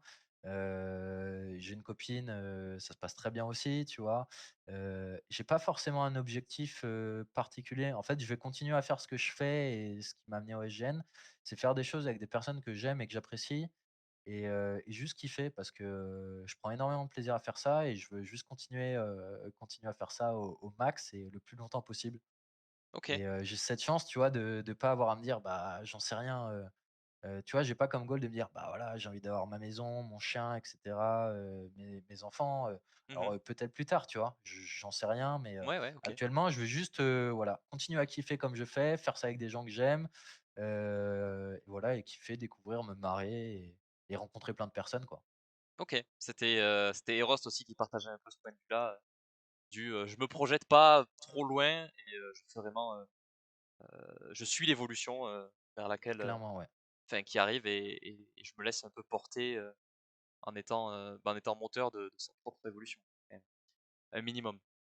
Et puis, Heu, tu sais, moi, je suis vieux, donc j'en ai réalisé des choses, enfin, dans le sens où j'ai bougé, tu vois, comme je te disais, dans plein de c'est vrai que villes. t'as pas je t'ai pas demandé ton âge, mais c'est peut-être que les gens depuis tout à l'heure, il y a beaucoup de boomers qui ont été spammés dans le chat Ouais. et ce genre de trucs. Tu Donc peux moi, si tu veux. OK. J'ai 29 ans, dernière ligne droite, vers la trentaine. Tu l'abordes comment Heu, cette trentaine? Beh, non, ça va, je suis bien entouré, donc ça va et on me rappelle suffisamment que je suis déjà un boomer, donc au final, un an de plus, je suis plus à ça près, C'est vrai, clairement. c'est une manière de voir la chose. Heu mais non, non, enfin, j'ai cette chance j'ai vu plein de villes, j'ai vu plein de choses, tu vois? J'ai mon boulot, surtout avec le contexte actuel où avoir un travail, ben, je pense que c'est un luxe, tu vois? Surtout en CDI. Voilà, moi, j'ai pas de choses particulières, que je veux parce que actuellement comment je suis très, très bien et je suis très heureux, quoi. Ok, il y a Marco qui nous fait des qui nous fait des petits trolls avec le compte SGN sur Twitch. Je savais pas qu'il avait les accès. Mais d'accord, très bien. Et est-ce que du coup là tu viens de nous parler de ton goal un petit peu personnel. Est-ce que t'as un goal dans l'e-sport alors peut-être en tant que président SGN ou pas d'ailleurs, vraiment ça peut être différent. Même hors SGN, est-ce que t'as un objectif un peu plus long terme du côté de Alors, ta en de ta présence termes dans l'e-sport? d'objectifs purs, bah, il y a les objectifs que j'ai pour le EGN et qui sont super importants pour moi justement Ouais, d'unifier, de fédérer les assos et les étudiants. Qui est vraiment, super méga important et qui prend beaucoup d'ampleur là actuellement. À côté de ça, j'ai eu la chance de bosser sur certains projets avec mes potes, des choses que j'ai très appréciées où, j'ai pu monter mon auto-entreprise à côté de mon travail, tu vois? Où j'ai été, admin des Worlds TFT Europe, tu vois? Et j'ai bossé sur des trucs genre le Red Bull Solo Queue ouais, et j'ai pas forcément d'objectif particulier. Mon objectif, c'est juste de continuer, je pense, à faire ces choses-là et pourquoi pas d'autres choses, avec mes potes parce que, ça se passe très bien et pour moi, c'est comment dire? C'est un travail, mais c'est pas vraiment un travail à partir du moment où tu es avec des personnes avec qui tu te sens bien, tu vois? Et que tu apprécies, quoi. C'est vraiment, OK, j'ai en fait, j'ai la cette chance justement d'avoir mon boulot, tu vois? Et d'être très bien dedans, d'apprécier énormément ce que je fais dans mon boulot, d'être quand même payé de manière convenable et du coup, j'ai pas forcément d'objectifs particuliers. J'ai plus des objectifs humains, tu vois? À faire des trucs avec mes potes et kiffer mmh, et si je peux être un peu c'est une des briques, tu vois? Qui va aider à développer ouais, l'e-sport en France, moi, je vais être complètement comblé par ça directement, tu vois? d'accord, OK. On va aborder, la question suivante. Alors elle a été posée dans le chat, par Rocool qui décidément toutes les semaines aime bien poser cette question, mais elle est très intéressante et je l'ai aussi. Alors moi j'ai une version un peu différente. Rocool t'a posé la question de savoir, enfin il veut savoir, quel est ton meilleur souvenir, de la grosse ligue en tant qu'admin ou officiel ou peu importe. Et moi j'ai une question un peu similaire, qui est plus globale. Quel est ton meilleur souvenir dans l'e-sport, de manière générale? Tu peux répondre aux 2. OK. Alors pour la grosse ligue, je pense que mon meilleur souvenir actuellement, c'est la Lyon e-sport que j'ai fait en tant qu'officiel, où je venais juste de passer officiel et C'est la dernière du coup? ouais, c'est la La toute dernière, c'est la ça. 2020 avant qu'on soit Ex confinés. Tout à fait, exactement. Juste et c'était juste avant le confinement en On se plus, posait la question de savoir si on allait rester enfermé dans le salon ou pas d'ailleurs. oui, Je me souviens, tout à fait. c'était une Mais clairement, c'était incroyable parce que, clairement, c'était le premier event que je faisais un peu, on va dire, de l'autre côté, tu vois? Pas juste en mode, visiteur, où on était là vraiment pour l'admin des joueurs et la finale de la grosse ligue et j'ai pu voir un peu les backstage et comment ça se passait et c'était juste incroyable et pareil, j'étais avec mes potes, donc c'était trop bien comme moment et j'ai vraiment beaucoup aimé et pareil, j'ai pu voir comment ça se passait. Bah, d'ailleurs, c'est celle où tu as casté la finale, non? ouais, De cette c'était Lyon la e-sport, c'était je crois? la 2e scène de la LES, Ouais, qu'on faisait tout à fait. avec les copains casters, ouais. C'était très cool. Donc l'ambiance super et ce qui était super agréable et vraiment trop bien, c'est, ben, le fait de pouvoir rencontrer le staff, GL en offline. Parce que du coup, la veille, évidemment, on avait fait une soirée entre nous et tout. On est allé dans un bar, on est allé boire des coups, on avait bouffé un truc ensemble et c'était juste, incroyable, comme moment, quoi. C'est trop bien un peu, tu vois, de pouvoir mettre des visages sur des personnes avec qui tu parles pendant des mois et qui tu te marres et qui tu discutes. Carrément. Heu C'était vraiment, vraiment très cool.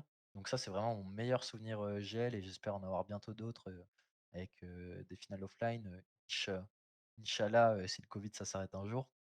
Et après en On termes l'espère. d'e-sport de manière globale, bah, c'est ce dont j'ai déjà parlé pardon au début, c'est vraiment, ben, les 10 ans D'accord, ouais, de c'est ça. Riot Games, tu vois, à Londres. OK, C'était un rêve ce truc, incroyable. OK. Est-ce que, on arrive bientôt au terme de l'émission. Ça fait déjà, une petite heure et 15 minutes qu'on est là. Ça commence à être pas mal.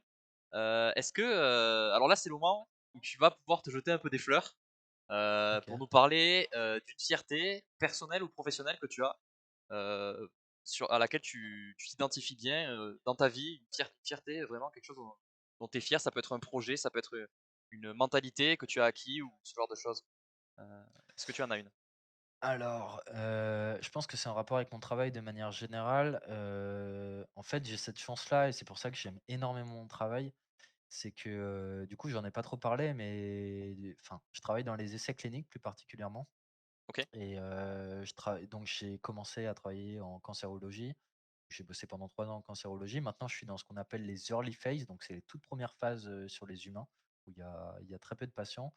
Moi, ce que j'aime énormément dans mon travail, c'est que je suis un justement des éléments, dans la chaîne de la recherche clinique qui va permettre de, soit découvrir un nouveau médicament, un nouveau traitement et c'est pour ça que j'y tire beaucoup de satisfaction parce que, je me sens vraiment utile dans ce que je fais et je sais que ça aide des gens. Ça alors pas de là à sauver des vies, pas à ce point-là, je ne suis pas médecin ou quoi que ce soit, mais Tu participes quand même.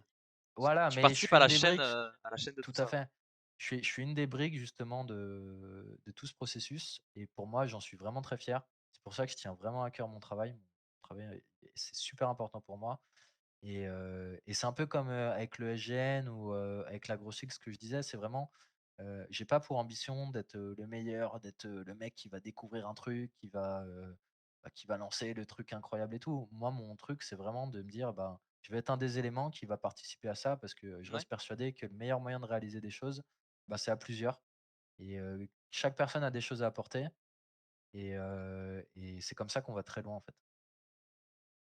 effectivement, c'est une belle vision, une vision assez juste, je te rejoins là-dessus. Alors avant qu'on arrive, je m'adresse à vous pour regarder, avant qu'on arrive au terme, de cette émission, si vous avez encore des questions à poser à Pierre avant qu'on termine, n'hésitez pas à les poser maintenant dans le chat, que ça soit sur n'importe quel aspect, ce qu'on a déjà pu, discuter avant, ou, sur un sujet totalement différent. Si jamais vous avez des questions, n'hésitez pas à les poser dans le chat, voilà.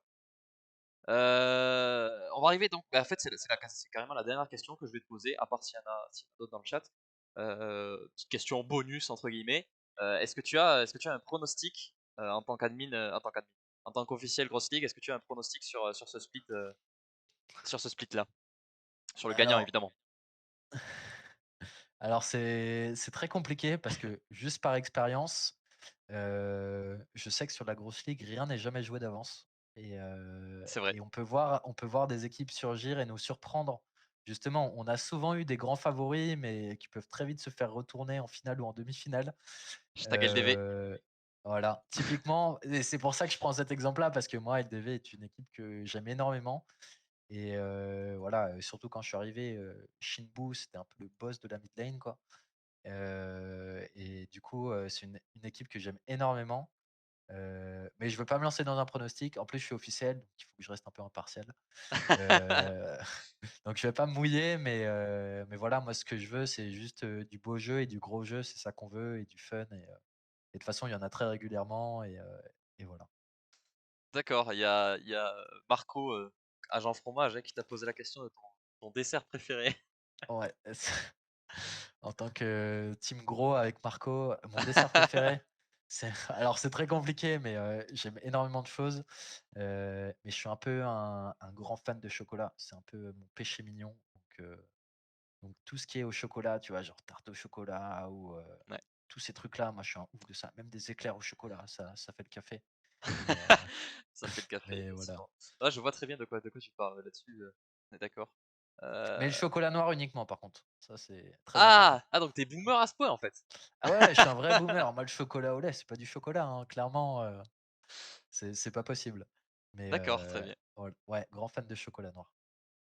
OK, OK. Et il y a Rocool qui nous dit: «Ça dodge la question», du coup en parlant de ton équipe, ton pronostic du gagnant de la Grosse Ligue. Bon, au final tu as Allez, quand même parlé. pour faire plaisir, je mettrai une petite pièce sur LDV, OK. juste pour faire J'allais dire plaisir justement parce que que à la place de donner ton équipe gagnante, tu as donné ton équipe de cœur et que tu as ouais, cité, tout à fait, LDV. Donc c'est voilà, l'équipe de cœur, ça marche aussi. Mais OK, donc petite piécette, sur LDV, qui passeront du coup, par le play-in. tout à fait. Je vais lâcher un Big Four ancien et nouveau. Heu, Plutôt ancien LDV parce que j'ai vraiment des souvenirs de d'accord. les avoir vus quand je suis arrivé à la grosse ligue où il y a des moves qui m'ont vraiment très impressionné et que j'ai trouvé vraiment, vraiment ouf, quoi. OK.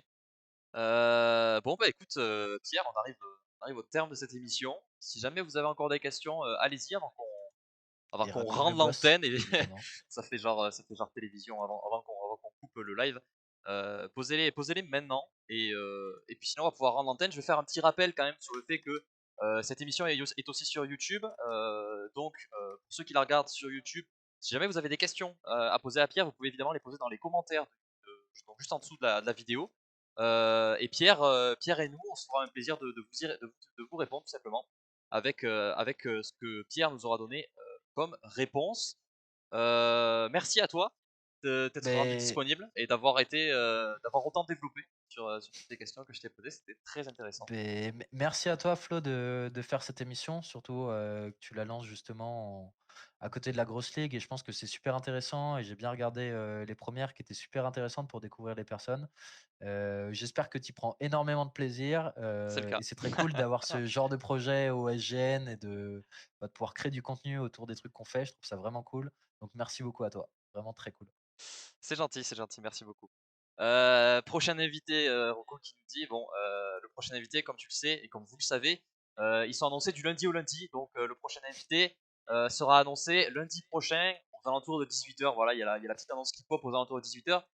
Évidemment sur Twitter, donc sur les réseaux du SGN qui sont juste en dessous, là, dans le bandeau juste en dessous, que vous pouvez aller suivre, avec donc l'annonce du prochain invité qui sera faite lundi prochain à 18h et la prochaine émission qui aura lieu dans la foulée à 20h30 comme tous les lundis.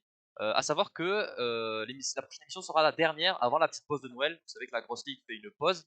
Je crois d'ailleurs que la Grosse Ligue ça se termine ce week-end, enfin le week-end prochain, avec les Ouais. finales, avec les grandes finales. Donc il y aura juste l'émission du gros tête-à-tête du lundi qui suivra donc juste le lendemain de ces finales Grosse Ligue et on fera une petite pause le temps de Noël, la classique pause de Noël de la Grosse Ligue et on reprendra donc l'émission avec de nouveaux invités à la rentrée. Je commence déjà à l'annoncer ici, comme ça au moins les gens seront au courant. Et je crois que j'ai à peu près tout dit. Merci, encore une fois, je te remercie d'avoir été là. Merci à tous de nous avoir suivis. Et puis pour ceux si jamais vous avez rejoint le live en cours ou quoi et que vous avez envie d'avoir un petit peu plus d'informations sur Pierrot, vous pouvez retrouver la vidéo sur YouTube et aller voir un peu les choses qui vous ont manqué. Voilà, merci à tout le monde. Pierrot, peut-être un petit sentiment de fin, un petit mot de fin. Comment ça a été? Est-ce que tu t'es senti bien Ouais, très bien. Enfin, tu mets super à l'aise et non, mais vraiment, et c'est super intéressant comme émission et c'est très cool. Je souhaite que ça continue et qu'il y ait plein de monde qui a envie de participer et qui a envie de regarder ce genre d'émission. Et bravo à toi, Flo. Merci beaucoup. Merci encore à toi d'être passé. Et puis on se dit du coup rendez-vous pour la Grosse Ligue donc eh bien ce week-end pour les grandes finales régionales. On verra quelles sont. Merci Marco. On verra quelles sont les Et équipes qui en fuck sortent Marco, ouais. qui en sortent vainqueurs et fuck Marco. Mais on t'aime évidemment, Marco, c'est une marque d'affection. On se retrouve lundi prochain à 20h30 pour cette même émission avec l'annonce de l'invité à 18h lundi prochain. Bye bye et soyez là pour les finales régionales de la Grosse Ligue. A plus!